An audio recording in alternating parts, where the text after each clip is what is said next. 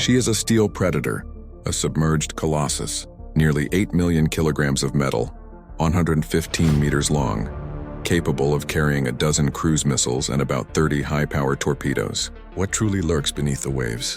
What do America's most dangerous submarines really look like? These steel giants are as long as a 30-story building laid on its side. Meet the 15th unit of the Virginia class, the USS Colorado. With its impressive 114.9 meters in length, it can dive to depths exceeding 240 meters and operate at speeds greater than 25 knots, about 46 km/h. Armed with weapon systems capable of altering the course of a global conflict, some are stealth hunters, others carry doomsday firepower. The Virginia class is acoustically the stealthiest submarine the U.S. Navy has ever produced. And a secret project with a revolutionary blueprint is currently taking shape and could redefine naval warfare forever. Stay with us because you will want to follow this technological and geopolitical journey. The USS Virginia is more than just a submarine. She is the trailblazer of her class, America's most modern line of fast attack boats. In Navy language, designating something as a class means it is the first in a new family of ships, the fundamental design that all others will follow. Each subsequent vessel in that family shares the same core design, the same hydrodynamic hull shape, the same type of nuclear reactor, and the basic systems. However, later models incorporate constant upgrades, smarter electronics, expanded weapons bays, and more optimized internal layouts. She is an elongated steel predator, measuring 114.9 meters from bow to stern, with 10.4 meters wide at her thickest point. Submerged, she displaces nearly 7,800 metric tons of water. Imagine flipping a mid-rise office building on its side and sending it silently gliding beneath the waves.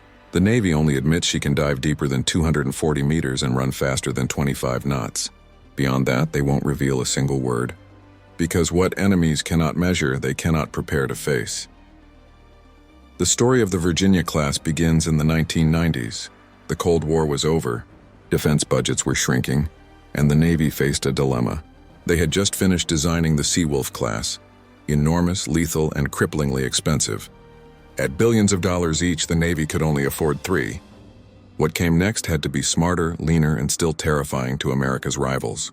The answer to this challenge was the Virginia class. Building one of these predators does not come cheap.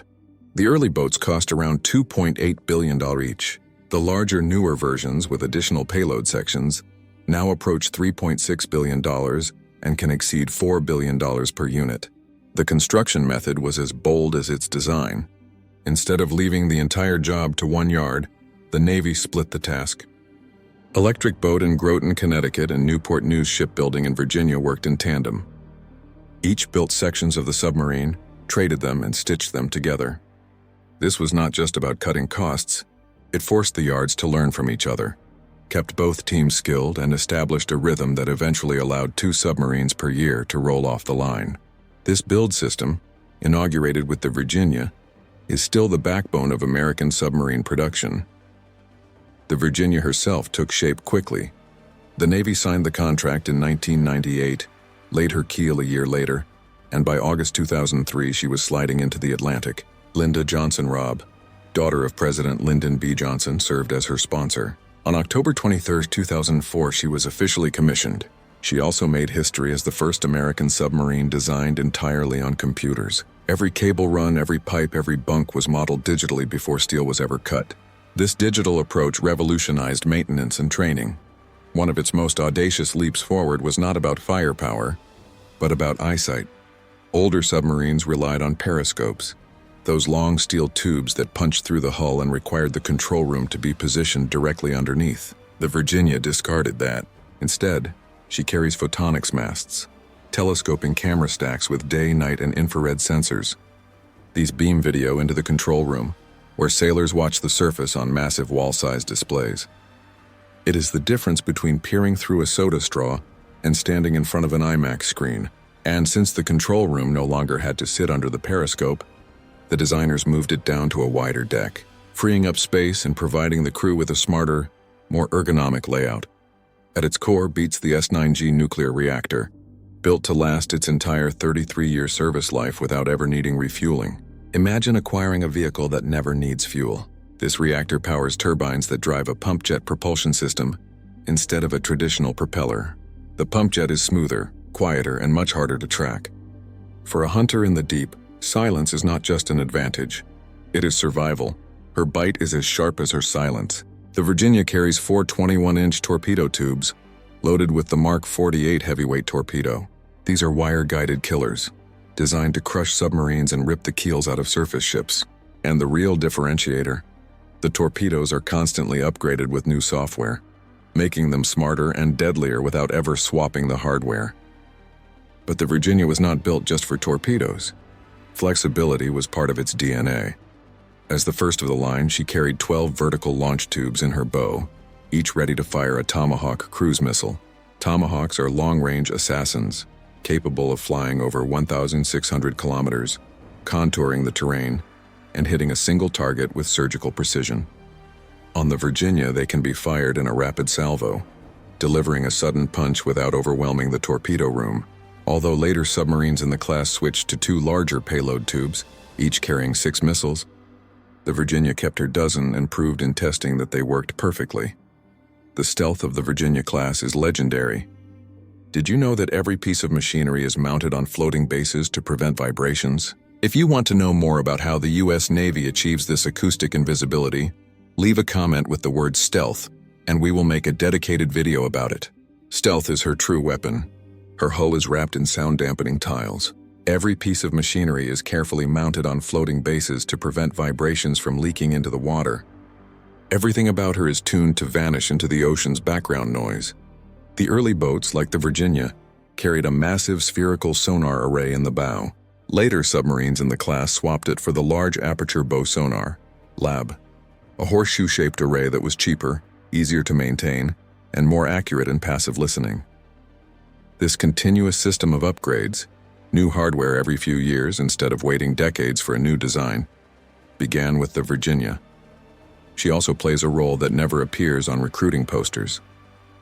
The Virginia is a secret taxi. Her torpedo room can be reconfigured with bunks for a platoon of special operators. She carries a large lockout chamber that allows divers to slip in and out underwater without ever surfacing. And in recent years, the Navy has tested unmanned undersea vehicles, UUVs, that are launched and recovered directly through her torpedo tubes. If you want a moment that summarizes her capability, it came in 2008. During operational testing, she fired 3 Tomahawks, 2 from her vertical launchers and 1 from a torpedo tube. It was a quiet, almost routine event, but it proved that this new family of submarines could do the 2 hardest things at once: sneak close and strike far. Since then, the Virginia has lived a rhythm of steady deployments. 6 months out, 6 months home, sliding into the European theater, supporting national strategy, and then returning to New London for modest pierside applause. Life aboard is a balancing act. About 130 sailors operate a machine that is, in equal parts, a nuclear reactor, a weapons factory, and a stealth laboratory. Space is always tight, but compared to older boats, the Virginia feels almost spacious. Of course, the Virginia did not emerge from thin air. To see where she came from, you need to look at the most famous predator of the Cold War. The USS Los Angeles was the shadow that kicked off a dynasty. The SSN 688, the lead ship of what became the legendary Los Angeles class, was the first of a family that would dominate the U.S. Navy's fast attack fleet for decades. At 110.3 meters long and 10 meters wide, she was a nuclear-powered predator built to disappear. Fully loaded, she displaced nearly 6,900 tons. Yet, she could glide through the Pacific with unnerving silence. The Navy only admitted she could go faster than 25 knots and dive below 200 meters. But everyone knew those were just the safe numbers given to the public. The truth was always deeper, faster, quieter, and classified. To anyone on the outside, the Los Angeles was a steel myth. Her story began in the early 1970s with Cold War tension pressing every design choice. The contract was signed, her keel laid at Newport News in January 1972, launched in April 1974, and commissioned on November 13, 1976. For its time, the Los Angeles was a staggering investment, about $900 million in the early 70s, which is equivalent to nearly $1.9 billion in today's values, highlighting the priority given to underwater superiority. A few months after entering service, she was already making history. On May 27, 1977, President Jimmy Carter, himself a former submariner, sailed with her alongside Admiral Hyman Rickover, the father of the nuclear navy. Beneath her skin beat the S-6G reactor, a pressurized water plant that turned steam into electricity and propulsion. The exact performance was secret, but it gave her something unmatched at the time: endurance. Nuclear power meant she could stay at sea for months, limited only by food and the stamina of her crew. A diesel submarine always had to worry about refueling. The Los Angeles never had that concern. That freedom, to loiter on the far side of the ocean, to sprint when sonar picked up something suspicious, or to vanish when enemies searched, was game-changing. Her armaments were suited to her role. 4 21-inch torpedo tubes gave her the punch of the Mark 48 heavyweight torpedo. Initially, the Los Angeles did not have vertical launch tubes for missiles. That came later.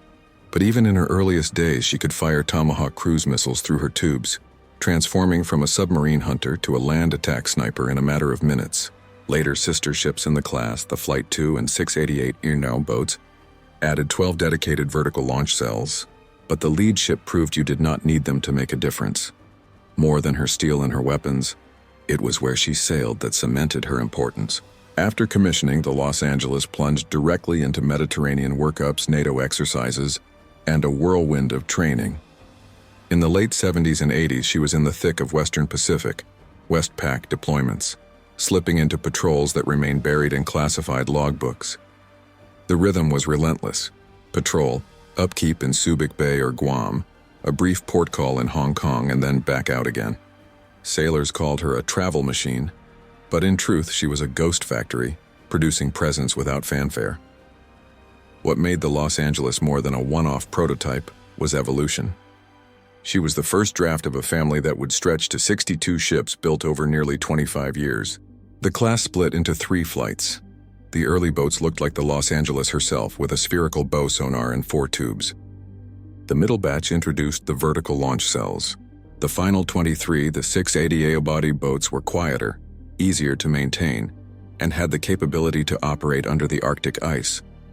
This constant evolution kept the Los Angeles class as the backbone of the Navy's fast attack force for decades. If you are enjoying learning the history and evolution of these silent predators, click the like button and activate the bell to help us bring you more content like this. Your support is fundamental for us to continue unraveling the secrets of military technology. Inside, life aboard the Los Angeles was focused on business. Before the age of photonics mass and massive flat panel displays, crews worked with optical periscopes, analog consoles, and incessant teamwork. The fire control party worked in whispers.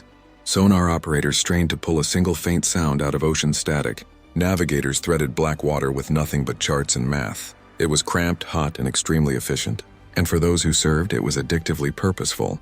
A life where every task mattered because mistakes could not be undone. Even her name was significant. Submarines used to be named after fish, but the Los Angeles class broke that rule and adopted the names of American cities. Naming submarines after cities made people pay attention. It meant parades, sponsors, and hometown pride, with communities investing in their submarine. Much of what the Los Angeles actually did will never be unsealed. But the breadcrumbs sketch out a career that stretched from Cold War cat-and-mouse games to post-9/11 patrols. She trained crews. She taught the Navy how to wring every ounce of performance from the class. She shifted seamlessly from tracking Soviet submarines to missions focused on land attack, intelligence collection, and supporting special operations.